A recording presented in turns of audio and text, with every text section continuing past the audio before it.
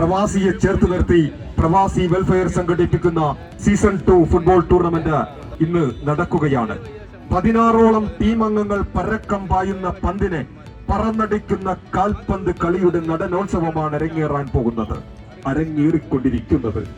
ആര് മുത്തമിടും ആ വിജയ കിരീടത്തിലെന്ന് നമുക്ക് കാണാം, കാത്തിരിക്കാം അടുത്ത സൂര്യോദയത്തിന് മുൻപ്.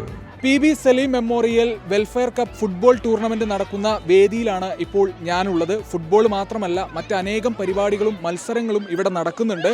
പ്രത്യേകിച്ചും മെഹന്തി മത്സരം, അതുപോലെ കുട്ടികൾക്കായി വിദ്യാർത്ഥികൾക്കായുള്ള ചിത്രരചനാ മത്സരം എന്നിങ്ങനെ ഒട്ടനേകം പരിപാടികളും മത്സരങ്ങളുമാണ് ഇവിടെ നടന്നുകൊണ്ടിരിക്കുന്നത്. അപ്പോൾ അതിൻ്റെ കൂടുതൽ കാഴ്ചകളിലേക്കും വിശേഷങ്ങളിലേക്കും നമുക്കൊന്ന് പോകാം. PB സലീം മെമ്മോറിയൽ വിന്നേഴ്സ് ട്രോഫിക്കായുള്ള വെൽഫെയർ കപ്പ് 2024 സീസൺ 2 ഫുട്ബോൾ ടൂർണമെന്റിൽ ടോപ്പ് 10 ബർക്ക ജേതാക്കളായി.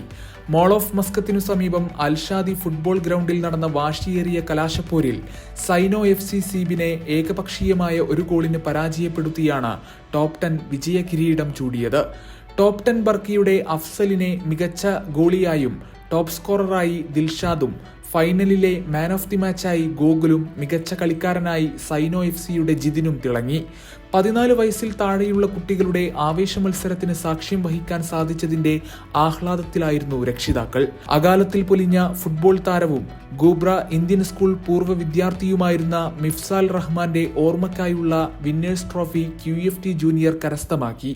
Welfare cup season 2 football tournament പ്രവാസി മലയാളികൾക്ക് ആവേശവും നവ്യാനുഭവവും സമ്മാനിക്കുന്നതായിരുന്നു.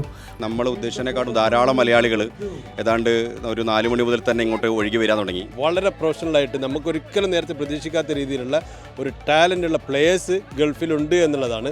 മാത്രമല്ല, ഈ പ്രാവശ്യം നമ്മൾ അണ്ടർ 14 മത്സരങ്ങൾ സംഘടിപ്പിച്ചപ്പോൾ തീർച്ചയായിട്ടും അത് വളർന്നു വരുന്ന കുട്ടികൾക്ക് പോലും നല്ല രീതിയിൽ ഈ ഒരു ഫുട്ബോളിനെ, ഈ ഒരു ഗെയിമിനെ കാണാനും ഒരു പ്രൊഫഷണൽ ലെവലിലേക്ക് ഉയരാനും കഴിയും. മസ്കത്തിലെ പ്രഗത്ഭരായ 16 ഫുട്ബോൾ ടീമുകളാണ് ടൂർണമെന്റിൽ മാറ്റുരച്ചത്.